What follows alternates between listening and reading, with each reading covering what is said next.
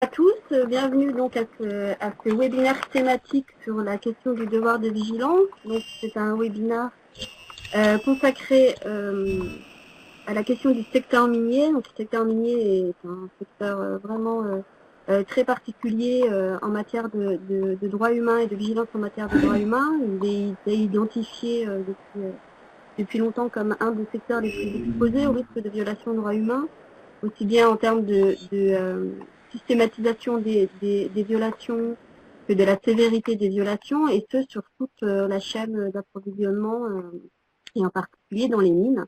Et donc c'est ce qui va nous occuper aujourd'hui. Donc on aura deux témoignages pour essayer de comprendre comment essayer d'assurer donc une démarche de vigilance dans le cadre de la chaîne d'approvisionnement en minerais, qui est particulièrement complexe. Et donc, nous commencerons par un témoignage de Sabine Gagné, qui est chargée de plaidoyer entreprise et droits humains chez Amnesty International, qui nous présentera la question spécifique du cobalt, puisque Amnesty International a fait un rapport sur la question de la chaîne d'approvisionnement. Et ensuite, nous aurons en deuxième partie un témoignage de Yves Bertrand Alvarez, qui lui est un consultant spécialisé sur la question des mines artisanales et en particulier de l'or, et qui est aujourd'hui directeur exécutif de l'Alliance pour une mine responsable, qui est une initiative qui vise à promouvoir les standards RSE dans les mines artisanales. Donc voilà, donc nous allons commencer avec Sabine. Donc je ne vais pas présenter Amnesty International, c'est très connu, mais donc vous êtes chargé de plaidoyer sur la question d'entreprise et droits humains chez Amnesty International France. Vous avez participé activement à la question de la loi sur le devoir de vigilance, et Amnesty fait souvent des enquêtes approfondies sur les violations sur les droits humains par les entreprises sur des thématiques très particulières, et donc ici c'est le cobalt.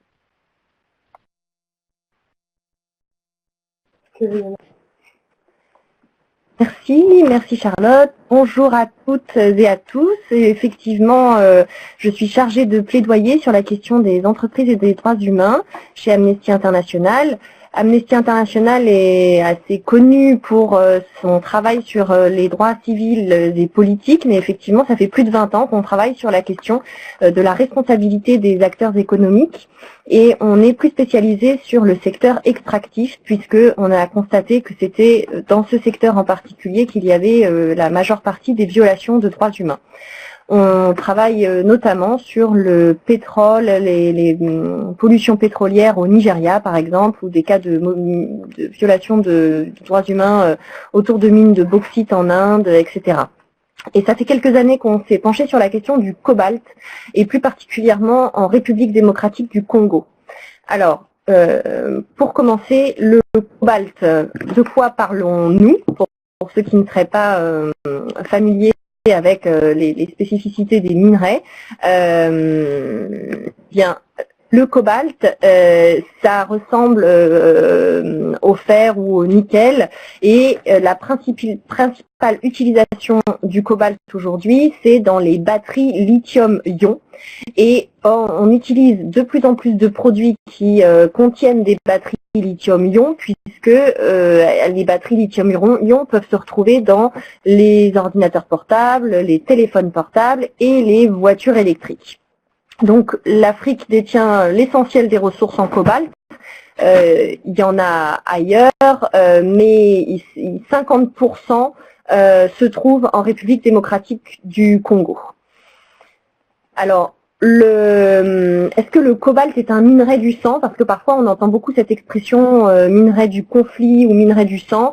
Techniquement, les minerais du conflit sont l'étain, le tantal, le tungstène et l'or. Donc ce sont des minerais qui proviennent de zones de conflit et qui ont de forts risques de financer des groupes armés, des mafias. Et ces minerais du sang ont fait l'objet de législation spécifique, ce qui n'est pas le cas pour le cobalt. Or, le cobalt, malgré tout, est associé pour nous, puisque c'est l'enquête qu'on a menée déjà en 2015-2016, et puis on a publié un nouveau rapport là en 2017, eh bien le cobalt est lié à des violations de droits humains.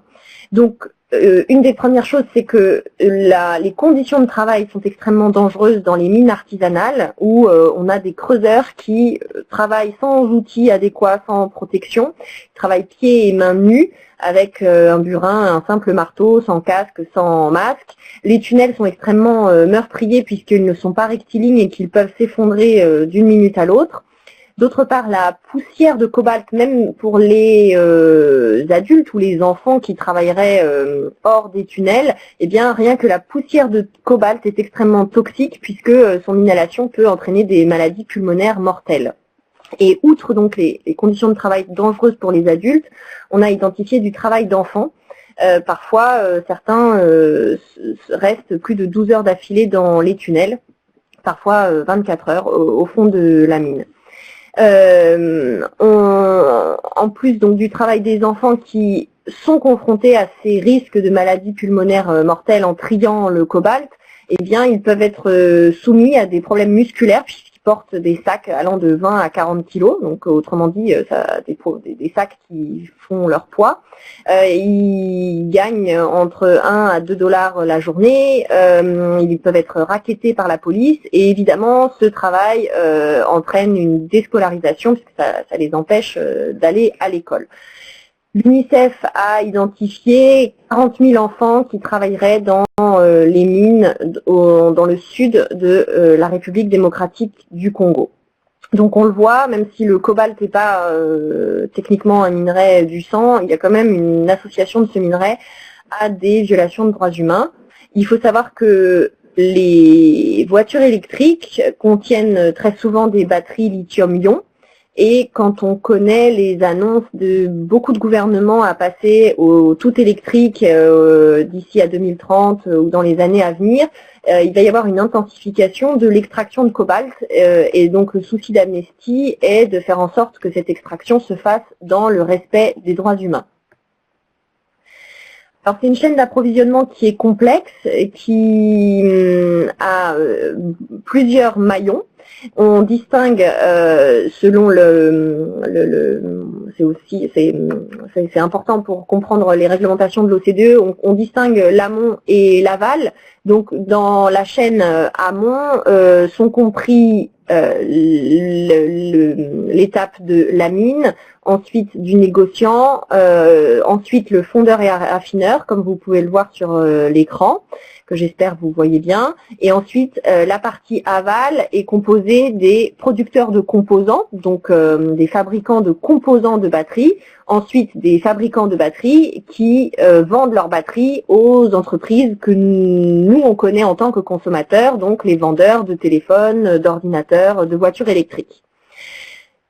On a identifié, nous on a travaillé sur une route du cobalt partant de RDC autour de Kolwezi et on a suivi le cobalt de quelques mines, de 5 mines autour de Kolwezi et on a regardé à quel bureau d'achat ce cobalt était vendu et quel était le fondeur raffineur qui se chargeait de ce cobalt-là et ensuite à qui ce fondeur à raffineur vendait son cobalt. Il se trouve que donc on s'est focalisé sur un fournisseur qui s'appelle Uayu Cobalt et qui a une filiale en République démocratique du Congo. Et donc c'est à partir de Uayu Cobalt qu'on a cherché à savoir à qui il vendait, quelles étaient les multinationales qui achetaient à Uayu Cobalt. Lors de notre dernier rapport qui est paru en novembre 2017, donc on a posé la question à 29 entreprises de savoir comment elles mettaient en application les responsabilités des entreprises qui sont contenues dans le guide de l'OCDE. Donc avant de vous parler des réponses que nous ont faites les entreprises et de l'évaluation qu'on en a faite, je vais faire un détour par justement ce que disent les recommandations de l'OCDE, qui sont des recommandations contenues dans un guide sur les minerais. Alors pour l'amont, donc c'est-à-dire la partie de la mine jusqu'au fondeur et à raffineur, les entreprises ont la responsabilité de retracer l'origine de la substance minérale depuis le lieu d'extraction. Ce qu'il faut mentionner, c'est qu'au début, le guide de l'OCDE n'était applicable, ou en tout cas n'était une recommandation que pour les minerais dont je parlais tout à l'heure, l'étain, le tantal, le tungstène et l'or. Et depuis 2016, l'introduction du guide de l'OCDE dans sa nouvelle révision a indiqué que maintenant, le guide s'appliquait à tous les minerais. En termes de responsabilité pour poursuivre, les entreprises ont la responsabilité de clarifier les circonstances de l'extraction de la substance minérale, de son commerce, de sa manutention, de son exportation. Ensuite, de déployer sur le terrain des équipes d'évaluation, de communiquer les informations qu'elles ont connectées à leurs clients en aval, et de prendre des dispositions pour identifier, évaluer et gérer les atteintes aux droits humains commises au niveau de la chaîne d'approvisionnement et réduire au minimum les risques d'exposition des mineurs artisanaux à des pratiques abusives. Donc c'est pas une obligation de résultat, d'abord ça n'est pas une obligation du tout, et c'est une recommandation, et l'idée c'est d'encourager les entreprises à faire leur maximum. En ce qui concerne l'aval, c'est-à-dire des fondeurs-raffineurs jusqu'aux entreprises qui vendent les produits finis, eh bien, leur responsabilité est différente. On ne demande pas aux entreprises Apple ou Renault ou Microsoft, etc., de retracer le cobalt jusqu'à la mine. On demande de retracer le cobalt dans leurs produits jusqu'au niveau de l'entreprise où la substance minérale a été raffinée. Donc, c'est-à-dire jusqu'aux fondeurs et raffineurs. Ensuite, on leur demande d'examiner le processus de diligence mis en œuvre par les fonderies et affineries qui sont présentes dans la chaîne de valeur et d'évaluer ce processus de diligence. On leur demande par ailleurs de prendre des mesures pour atténuer les risques identifiés en travaillant par exemple avec les entreprises de fonderie et affinerie pour qu'elles améliorent leurs pratiques et leurs performances en matière de devoir de diligence. Donc ça veut dire que déjà, il faut qu'elles mettent en place un mécanisme pour identifier les risques. Et enfin, on leur demande d'exercer une influence sur ces fournisseurs en amont, qui sont les mieux à même d'atténuer effectivement et directement les risques d'impact négatif.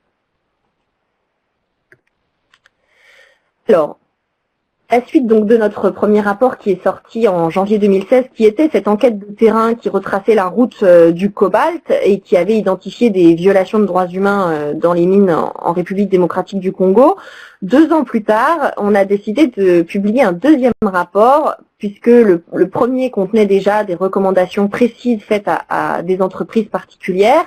Eh bien, on a, dans ce deuxième rapport, d'abord élargi le champ des entreprises à qui on s'adressait et sur lesquelles on a enquêté et posé des questions, puisqu'on a ouvert le champ aux entreprises de voitures qui vendent des voitures électriques également. Donc on a intégré Renault et Tesla faisait d'ailleurs déjà partie de la première enquête. Mais la question pour ce deuxième rapport, c'était, on a publié déjà une enquête, on vous a fait savoir qu'il y avait des risques potentiels dans la chaîne d'approvisionnement de Huayou Cobalt. Vous, entreprise multinationale qui avez Huayou Cobalt dans vos fournisseurs, avez-vous enquêté sur la provenance du cobalt, sur les conditions d'extraction du cobalt, sur les violations possibles de droits humains dans votre chaîne de valeur et quelles sont les mesures que vous avez mises en place? Donc on a posé 5 questions en indiquant que on voulait que la réponse des entreprises ne se fasse pas que sur du déclaratif, mais que les entreprises aient également des documents à l'appui de ce qu'elles présentaient. Donc on a écrit à une trentaine d'entreprises, dont les plus connues sont Apple, Samsung, Daimler, Volkswagen, BMW, Renault, Microsoft, etc. Et on a bien sûr aussi été en contact très étroit avec Huayou Cobalt. Et vous pourrez retrouver nos rapports. Le premier s'appelle « Voilà pourquoi on meurt », publié en janvier 2016, et le deuxième s'appelle « Time to Recharge » et il a été publié en novembre 2017. Eh bien, dans le premier rapport, les remarques la plupart du temps ou les réponses des entreprises étaient que elles ne savaient pas, qu'elles n'avaient pas enquêté, qu'elles n'étaient pas au courant et qu'elles n'avaient pas enquêté sur leur chaîne d'approvisionnement et qu'elles n'étaient pas en mesure de dire si oui ou non il y avait du travail des enfants. Lors du deuxième rapport, il y a eu des changements de pratique. On a pu voir que Apple et Samsung avaient changé leur pratique entre le premier et le deuxième rapport. Entre parenthèses, Apple et Samsung étaient visés par nos pétitions et on pense que ça a aussi entraîné ou en tout cas forcé les entreprises à tourner le regard et à changer leurs pratiques. Il se trouve que Apple a donc publié entre-temps la liste de ses fondeurs et affineurs, donc la liste de ses fournisseurs tels que nous le demandions.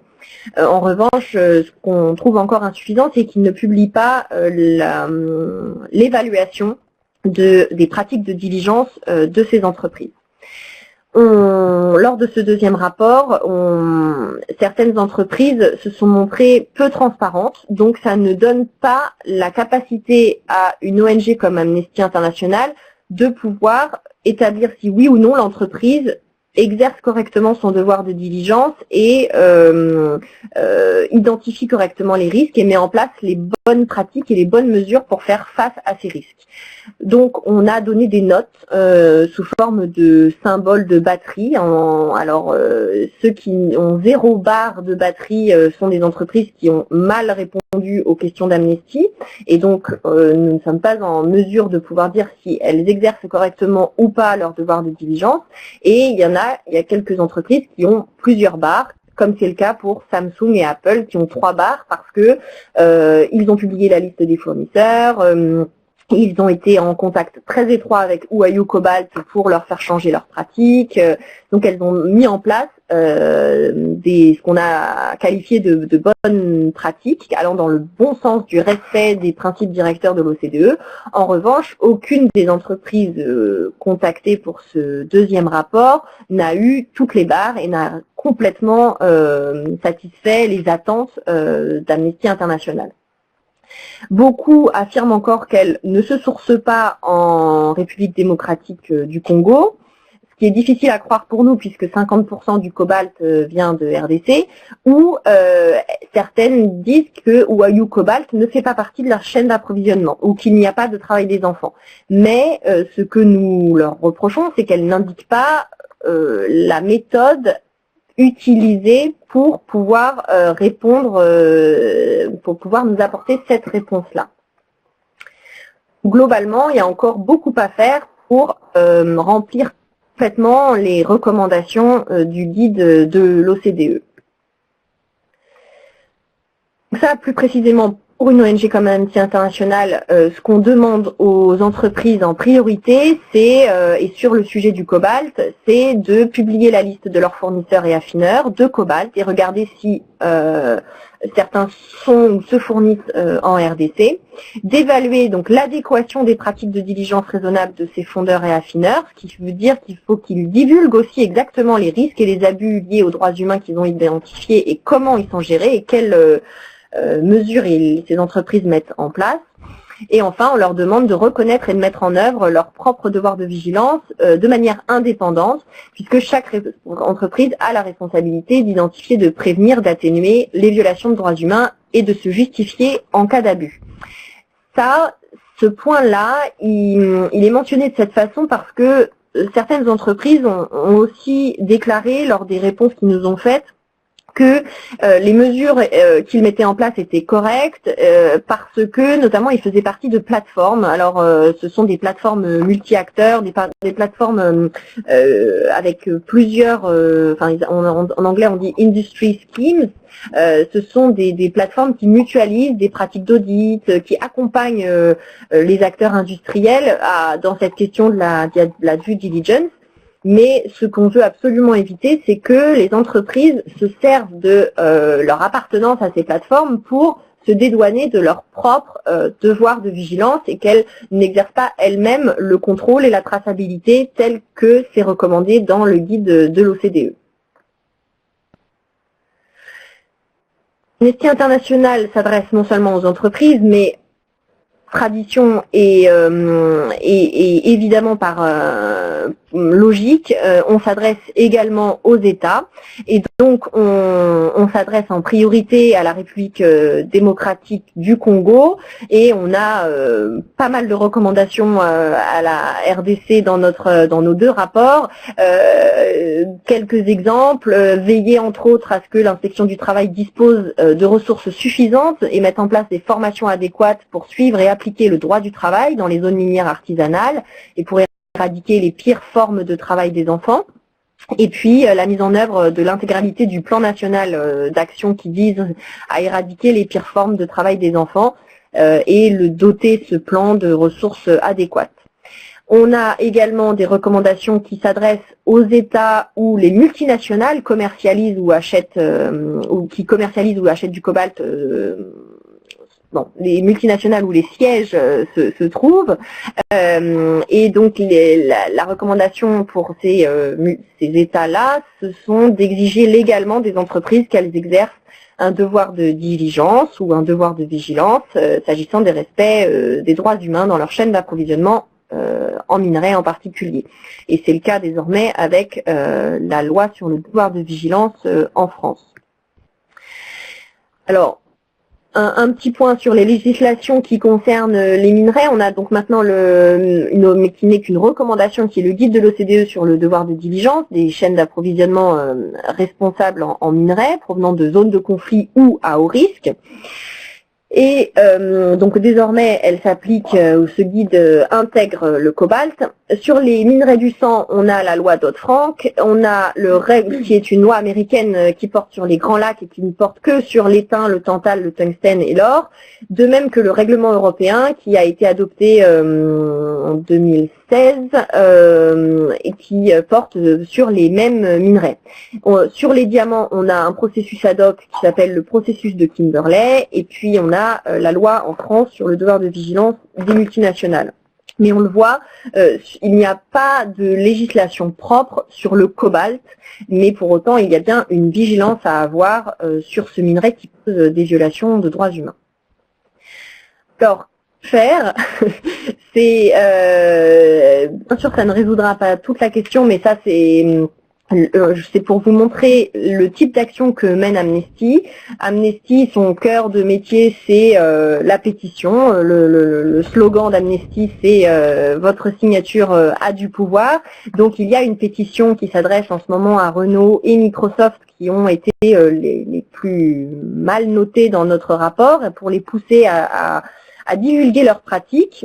Et on peut aussi s'adresser à ces marques sous forme de courrier et sous forme d'interpellation Twitter. Et puis nous, on continue de mener un plaidoyer auprès de chacune de ces entreprises et auprès de ces États, à la fois les États où siègent les multinationales et la République démocratique du Congo. Et on espère que ces actions de campagne grand public vont d'une part sensibiliser le grand public à ce problème, puisque nos téléphones portables contiennent des minerais qui sont possiblement extraits dans des situations qui violent les droits humains, et bien sûr faire changer la pratique des entreprises. Merci à vous.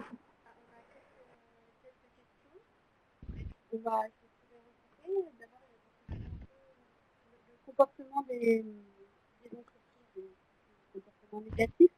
On a une question sur peut-on croire que les multinationales qui disaient ne pas savoir que le cobalt en 2016 était crédible alors même que le phénomène de violation des droits humains lié à l'exploitation du cobalt était connu. Et une autre question, donc, je vous laisserai répondre, ne pensez-vous pas que l'exploitation sauvage du cobalt en RDC est justement entretenue par les multinationales qui eux-mêmes influencent les dirigeants politiques, et quelles actions peut-on faire pour dénoncer ces comportements-là de complicité finalement. Question ? Merci pour ces questions. Alors, est-ce qu'on peut croire les entreprises qui disent ne pas avoir eu connaissance? C'est difficile à croire. Si c'est vraiment le cas, c'est inquiétant parce que les multinationales sont puissantes, elles ont des moyens, et donc si elles ne l'étaient vraiment pas, c'est inquiétant. Et c'est vrai qu'on peut mettre en doute cette parole-là et se dire que elles étaient dans la logique du pas vu pas pris, de on fait croire qu'on ne sait pas, et puis tant qu'on nous pose pas la question, on n'aura pas à répondre sur cet aspect-là. Donc c'est pour ça que nous on veut absolument des preuves des mesures qu'elles ont mises en place et depuis combien de temps pour vraiment mesurer en fait les mesures les actions qu'elles ont mises en place et depuis combien de temps. Sur l'exploitation sauvage, est-ce qu'elle s'est entretenue par les multinationales ou pas? La complicité, de même que la corruption entre multinationales et États sont toujours extrêmement difficiles à documenter. Par définition, c'est le contraire de la transparence. Tout se passe. C'est extrêmement difficile d'enquêter sur cet aspect-là. On tente de le faire, mais là, on ne peut pas affirmer les choses tant qu'on n'a pas de preuves. Et c'est ce qu'on a fait par ailleurs pour Shell, où là, on a trouvé, mais c'est des documents historiques, où on a découvert des connivences entre l'État et l'entreprise, et où là, on a pu publier ces informations-là parce qu'on a des preuves. Mais là, en l'absence de preuves, on ne peut que le supposer. On avait une question sur les pressions, c'était avant que vous interveniez sur comment vous agissez au niveau des États, donc je pense que la question est résolue, mais si vous voulez, si ce n'est pas le cas, n'hésitez pas à remettre un commentaire. Et après, on a des questions sur vraiment comment vous arrivez à faire pression sur les entreprises, donc en l'occurrence les donneuses d'ordre.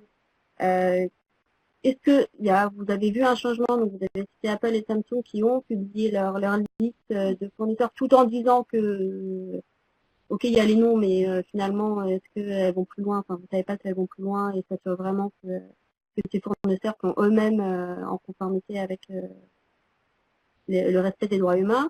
Donc, votre sentiment sur comment est-ce que vous avez l'impression que les entreprises sont prêtes et comment leur faire changer vraiment leurs pratiques dans le domaine? Une question sur...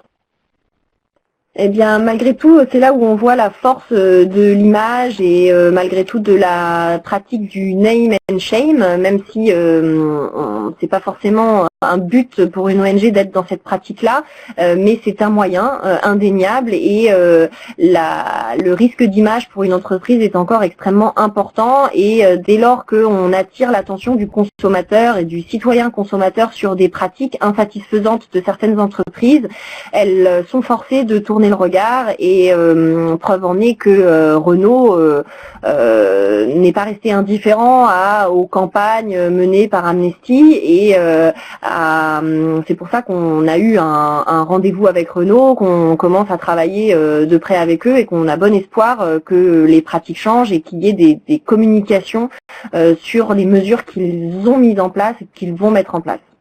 Je pense que ça va, vous avez répondu en partie à la question. Quelle est la position d'Amnesty sur les campagnes de boycott, notamment lancées par les citoyens? Ça va, vous n'êtes pas...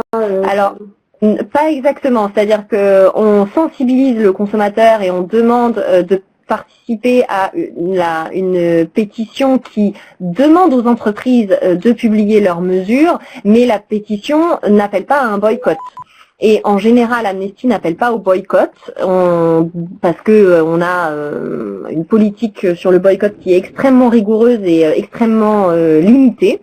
Ça n'est pas dans nos pratiques. De même que pour le Qatar, par exemple, on n'a pas appelé les entreprises multinationales à quitter le Qatar. On a plutôt poussé les entreprises à faire changer les pratiques sur place, accompagner les fournisseurs, les sous-traitants locaux.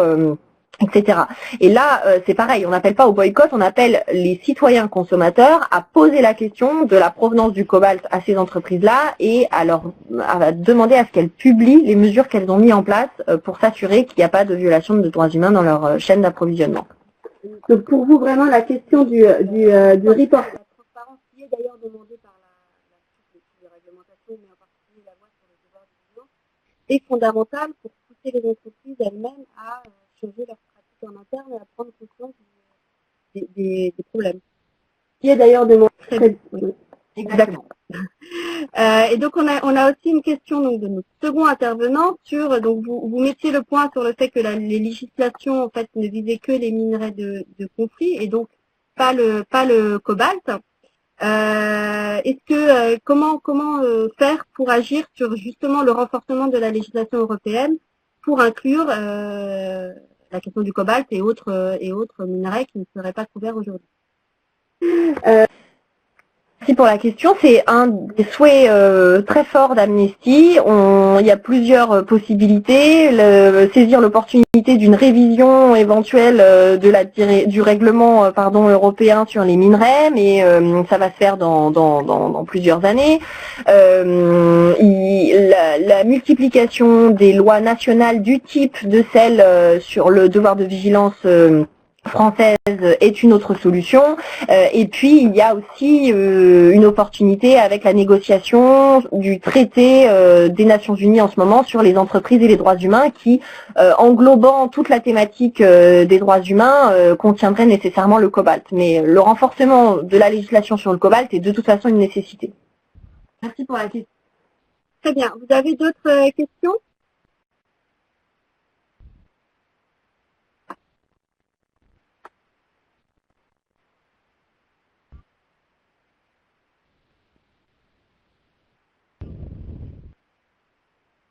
Alors, donc on a une question sur la place de la traçabilité dans cette problématique des droits humains dans la chaîne du cobalt, mais je pense que tout est là en fait, parce que finalement les principales violations viennent du début de la chaîne d'approvisionnement et des conditions de travail dans les mines.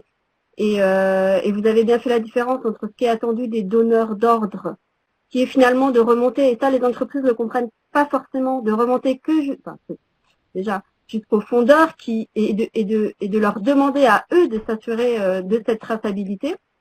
D'ailleurs, j'avais une question sur les fondeurs, ils sont plutôt dans les pays à risque hyper-DT ou on peut les trouver dans d'autres pays, le Wayuu Cobalt, c'est une entreprise qui est en RDC elle-même. Alors, Wayuu Cobalt est en Asie du Sud-Est, mais ils ont une filiale et c'est une entreprise chinoise, mais ils ont une filiale en République démocratique du Congo. Et il y a une partie du raffinage qui est fait sur place et le reste du raffinage et le minerai est fondu en Asie du Sud-Est. Cobalt. D'accord. Il y a aussi cette question, je pense plus généralement, parce que les entreprises prennent en compte le risque pays, mais finalement, ils ont tendance à prendre en compte le risque pays de leurs fournisseurs type conteneurs. Et c'est vraiment le risque pays de l'usine qui produit ou difficile pour les entreprises, les grosses entreprises, de savoir exactement. Et donc la question de la traçabilité vraiment jusqu'au bout de la chaîne est effectivement fondamentale. Alors nous avons encore une autre question. Est-il possible pour Amnesty International de faire un plaidoyer pour la mise en place d'une législation africaine ou communautaire de l'Afrique centrale ou de l'Union africaine qui compléterait la législation européenne sur la question? L'entreprise. C'est une excellente question et on a la chance de s'appeler Amnesty International et d'avoir des sections dans énormément de pays, dont des sections africaines. Et chaque section a pour mission de développer des législations nationales sur le sujet. Et nous, on travaille étroitement avec nos collaborateurs, nos collègues des sections à la fois européennes et dans le monde pour contribuer à cette réflexion sur les changements de législation. Donc oui, absolument, on y pousse et on est là pour aider, pour contribuer et pour faire du plaidoyer dans ce sens. Et donc avez-vous des propos en Afrique aussi pour la sensibilisation des masses? Je pense que vous avez des relais locaux à Amnesty. Vous êtes partout. Encore une question sur la traçabilité. Y a-t-il des opportunités avec la technologie blockchain pour mieux tracer le cobalt des mines jusqu'aux utilisateurs? Alors ça, ma connaissance, ça n'est pas encore mis en place. C'est peut-être une opportunité, mais on sait que la blockchain entraîne d'autres questions éthiques et d'autres problématiques de droits humains et donc c'est encore un sujet qui est à l'étape embryonnaire. À ma connaissance, j'ai pas de connaissance d'utilisation de la technologie blockchain. Après, on peut réfléchir à des systèmes de QR code, de code barre, etc. pour améliorer la traçabilité. Il n'en reste pas moins que la demande principale doit porter sur du coup la législation qui doit s'appliquer, qui doit se créer pour pouvoir s'appliquer au cobalt en particulier.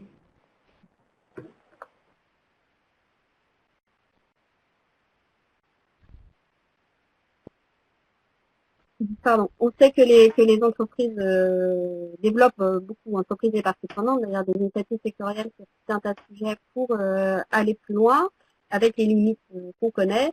Est-ce que vous savez si il y en a une spécifique sur l'industrie du cobalt? Question sur les... Il y a, en général, elle porte sur plusieurs minerais, donc je n'ai pas connaissance d'une initiative qui ne porterait que sur le cobalt.